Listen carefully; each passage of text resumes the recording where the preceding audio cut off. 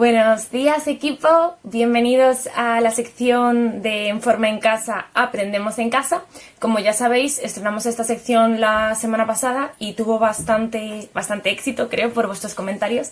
Así que aquí estoy otra vez para empezar la semana con energía a vuestro lado y contaros un poquito de divulgación científica sobre algunas cuestiones relacionadas con los beneficios del ejercicio físico en nuestro organismo y más concretamente en el cerebro humano.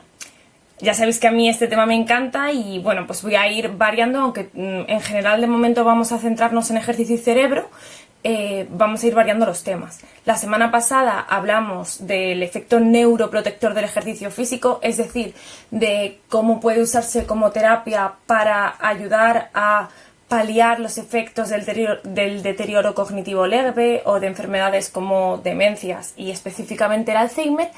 Y esta semana he aprovechado que hoy, lunes 4 de mayo de 2020, contamos con una nueva e ilusionante noticia, que es que desde el sábado, desde hace 2 días, del día 2 de mayo, podemos salir a hacer actividad física individual, a pasear, aunque sea con una restricción horaria, después de 50 días confinados.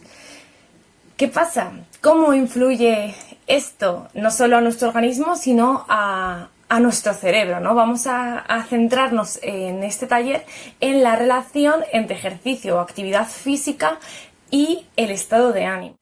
Antes de entrar en este tema, desde En Forma y la Comunidad de Madrid, queremos hacer un llamamiento a la responsabilidad y pediros que por favor os iniciéis de nuevo en la actividad física al aire libre de manera progresiva, porque nuestros cuerpos, aunque hayan estado activos en casa, gracias al programa En Forma y a vuestra supermotivación y otros vídeos u otros compañeros que han estado compartiendo contenidos, nuestro cuerpo todavía necesita readaptarse a esa nueva condición que será realizar ejercicio físico en la calle. Así que, por favor, cabeza, despacito, distancia de seguridad, medidas de protección. Ya os hicimos llegar las recomendaciones del gobierno, pero aún así podéis encontrarlas en nuestra página web, en las redes sociales, así que estar muy atentos. Bueno, vamos al lío. Bueno, como ya sabéis, los trastornos mentales o los trastornos más específicamente del estado de ánimo, como podría ser la depresión, afectan a un elevado porcentaje de la población española y mundial. De hecho, el estrés, la ansiedad, la depresión son uno de los males, junto con el sedentarismo, que no se nos olvide, de nuestra época, de nuestro tiempo. Desde mediados finales del siglo XX se empezó a investigar los investigadores empezaron a interesarse en la relación, ¿no?, que producía el ejercicio en el estado de ánimo. De hecho, muchos habréis oído hablar de las hormonas de la felicidad, de la euforia del corredor y todas estas cosas que se dicen, que después de hacer ejercicio, pues bueno, pues se eleva el bienestar percibido, ¿vale? Vamos a hablar en términos subjetivos. Tenemos que diferenciar siempre entre las medidas subjetivas y las medidas objetivas. Medidas subjetivas son aquellas que nosotros podemos expresar bajo nuestra percepción y nuestra opinión, y luego están las medidas objetivas, que serían aquellas que se miden, como podría ser análisis de glucosa en sangre, frecuencia cardíaca. Es decir, que no es que nosotros digamos, oye, pues yo creo que tengo 160 pulsaciones. No, me la miden y efectivamente las tengo, ¿no? Obviamente las objetivas dan menos margen de error. A mediados finales del siglo XX, los investigadores empezaron a interesarse entonces por esa relación entre actividad física y bienestar percibido. Luego ya más tarde, ya finales y principios del siglo XXI, se empezaron a realizar mediciones objetivas, porque antes no se tenían tantos medios a nivel de neurotransmisores, etcétera, que ahora os explicaré lo que son. De hecho, pues bueno, parece que las personas que realizan deporte son más felices. Puede atribuirse tanto a los beneficios de llevar un estilo de vida o unos hábitos saludables como al hecho de que el propio deporte realmente realiza un efecto o supone un efecto en nuestro organismo más allá que mejora del músculo, mejora por lo tanto también de nuestra imagen corporal, que eso también va a hacer que mejore la autoestima, ¿no? Sino a un proceso más complejo respecto a las sustancias que se producen o que se agregan a nuestro cuerpo, ciertos órganos, después de la práctica deportiva, que de hecho son equiparables a estar pues media hora riéndose, un abrazo de tu madre, una persona que quieres mucho, lo que sentimos en las primeras fases del enamoramiento, la actividad sexual, etc. De hecho, estas hormonas de la felicidad, que ahora os voy a introducir, son equiparadas también, o son como llamadas los opiáceos, ¿no?, del cerebro, es decir, están muy relacionadas con los efectos que estas drogas producirían. Entonces, bueno, pues es algo que tenemos que tener muy en cuenta y que desde luego ha llamado la atención no solo de los investigadores, sino también de la población. A mí es algo que me llamaba mucho la atención, el decir, jolines, estoy triste, tengo muchísimo estrés, estoy agobiada y salgo a correr, aunque sea 2 sprints o me doy un paseo, y aparte de dejar la mente en blanco, ¿no?, que sería como un poco el ejercicio, es como la meditación activa. Dentro de las medidas subjetivas que mejora el ejercicio físico, especialmente centrándonos en población adulta mayor, que en general pues, sois muchos de nuestros usuarios, o adultos o mayores, encontramos que más allá del equilibrio, la mejora funcional y un poquito el autoconcepto, cómo se autoperciben las personas después de llevar un tiempo realizando actividad física, vamos más allá y vemos que se encuentran mejoras en las relaciones positivas con los otros, es decir, induce a la socialización, en el crecimiento personal y propósitos de la vida. Todo esto hace que mejore el bienestar psicológico de la persona. ¿Por qué? Porque al final, al estar realizando este tipo de actividades, suele ayudar a que nos sintamos vivos, a que nos sintamos auténticos y no nos quedemos a lo mejor agazapados, ¿no?, en ese estado de más tristeza que puede acompañarnos, pereza por hacer cosas o no sentirnos tan capaces como antes. Realmente seguimos siendo capaces y es muy importante que sigamos activos y sigamos entrenando nuestra capacidad para paliar con todas nuestras fuerzas los efectos de la vejez. De la misma forma, también parece haber un efecto significativo en la disminución de los síntomas depresivos. Es decir, estos efectos se producían tanto en personas activas como no activas. ¿Qué quiero decir con esto? Que si una persona que presentaba un cuadro depresivo o una tristeza exagerada, etcétera, realizaba ejercicio de forma aislada, no tenía por qué ser una persona que entrene o como vosotros que venís a clase 2 o 3 veces por semana, simplemente con realizar la actividad de forma aislada ya recogían efectos beneficiosos de esta práctica, por lo que ya nos centramos en ¿por qué? O sea, ya si todo el mundo a nivel subjetivo desarrolla esta reflexión o nos dice que realmente sienten esto, será que hay una explicación objetiva detrás. Y ahí entran los neurotransmisores.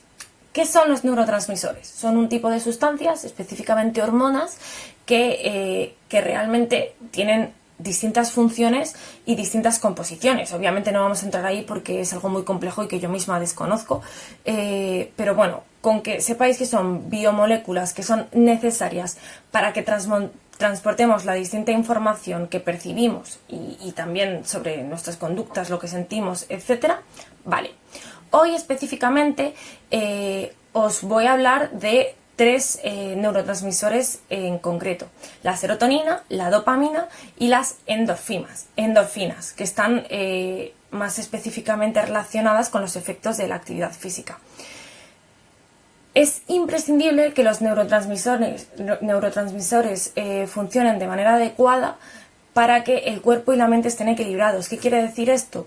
Que cuando tenemos algún desajuste en alguno de estos neurotransmisores puede desencadenar en un trastorno o en alguna enfermedad concreta. De hecho, desde la psicología debemos diferenciar entre, por ejemplo, una depresión que está desarrollada o está existiendo en una persona en consecuencia a una situación, como podría ser una ruptura, la muerte de un ser querido, etcétera, y una depresión que realmente se ha ocasionado porque faltan sustancias que realmente mantienen o que necesitamos para que nuestro estado de ánimo esté equilibrado, ¿no? Por ejemplo, un déficit de serotonina. Aunque ahora os parezca que estos tres neurotransmisores tienen la misma función, es cierto que si entramos en detalle en cada uno de ellos, pues sería mucho más complejo, ¿no? El rol que cumplen. Para empezar, la dopamina se denomina como el neurotransmisor del placer y es la que consigue, ¿no?, que entremos en un estado de relajación. Además, pues ayuda en procesos cognitivos como la memoria, el aprendizaje, etc. En cualquier caso, una descompensación de la dopamina está relacionado con muchos trastornos mentales, como podría ser la esquizofrenia, por ejemplo, y su correcto funcionamiento es necesario para que tengamos, por así decirlo, un estado normal. Luego está la serotonina. La serotonina es la hormona de la felicidad por excelencia, ¿no? Y es la que está, como os he dicho antes, relacionada con la depresión. También influye mucho en el sueño y en el estado de ánimo. Es la que nos produce, pues, esos estados de bienestar, de euforia, de qué feliz me siento ahora mismo, ¿no? Cuando nos da un subidón de serotonina, y cuando falta, pues nos sentimos más cansados, porque además no dormimos igual de bien, perdemos el apetito, nos sentimos más tristes, etcétera. En cuanto a las endorfinas, como bien veis que su nombre está en plural, son un grupo de hormonas, de sustancias químicas que segrega nuestro cerebro, se segregan en la hipófisis y después por así decirlo, reparten a todo nuestro organismo. Dentro de las endorfinas están la serotonina y la dopamina, ¿vale? Os las he sacado fuera porque, por así decirlo, también son las más mencionadas aparte, pero dentro de las endorfinas pues podría estar la oxitocina, los otros péptidos, los opiáceos, es decir, un montón de hormonas, ¿vale? Entonces, que cuando hablamos de la respuesta cerebral o en los neurotransmisores que produce el deporte, siempre el resultado es una elevación de las endorfinas. Esto se ha demostrado de forma científica. Aunque ha habido controversia respecto a este tema, en 2008, si no me equivoco, ya se demostró que después de la realización de práctica deportiva, en 10 corredores creo que se midió, se vio efectivamente que había un aumento de endorfinas en las áreas prefrontales, límbica y paralímbica del cerebro. Estas son las áreas en las que se concentran, por así decirlo, también los procesos cognitivos más complejos. Al final parece que entonces el deporte nos va a curar la depresión, la ansiedad, todos los trastornos mentales. No, cuidado. Lo primero, es muy importante que se realice ejercicio con cabeza, como os enseñamos desde el programa, porque al final el cuerpo y el cerebro mismo tiene que adaptarse. Es decir, si yo no puedo empezar intentando correr 5 kilómetros, porque obviamente no lo voy a conseguir y eso va a producir que me sienta frustrado, que me sienta triste, que me sienta incapaz. Entonces, obviamente, hay que regular siempre la práctica y hacerlo de forma responsable. De todas formas, una de las cosas importantes que ya hay un acuerdo global respecto a este tema es que no es necesario realizar unos niveles de actividad física muy altos. No, de hecho, tampoco es necesario hacer una actividad en concreto, es decir, correr, fuerza. Es cierto que las distintas actividades físicas nos presentan distintos beneficios a nivel corporal, y que lo ideal es combinarlas, pero actividades simples como simplemente ir a dar un paseo durante un periodo corto de tiempo ya producen esa elevación de las endorfinas, por lo que la excusa de falta de tiempo o que no tengo mucha habilidad, etcétera, no nos valdría. ya que está demostrado que con muy poquito podemos mejorar nuestro estado de ánimo. Al final, creo que lo más importante es cómo se sienta la persona de forma individual realizando esta práctica. Es cierto que las personas que realmente querían o tenían voluntad de hacer la práctica deportiva y no lo hacían por obligación, mostraban mejores niveles o mayores niveles de endorfinas post ejercicio. De esta forma también se ha demostrado desde el ámbito científico de la actividad física y el deporte que cuando introducimos en los programas de actividad física diversidad de contenidos y se aumenta el nivel de práctica en el exterior, tanto porque recibimos la luz del sol, porque salimos de casa de un lugar cerrado, porque socializamos, etc. Y conseguimos que el usuario, en este caso vosotros, tengáis un papel proactivo en la actividad, los beneficios y el estado de ánimo positivo autopercibido es mejor, al igual que la autoestima, que va subiendo porque os vais superando a vosotros mismos. Por todo esto, es muy importante que siempre os escuchéis a vosotros mismos, os esforcéis por mejorar vuestra condición física y vayáis adaptando en cada momento cómo os sentís y qué más podéis hacer, sin pasaros y tampoco sin quedaros cortos, ¿vale? Como ya sabéis, las relaciones entre ejercicio físico y cerebro son complejas y es necesario seguir investigándolas. Así es importante que la salud se trabaje desde un ámbito multidisciplinar. Quería leeros una frase de algunos investigadores de Harvard que me pareció súper importante, que lo mismo ya habéis leído. Ejercitarse no es solo como tomar un antidepresivo, sino que no ejercitarse es como tomar un depresivo.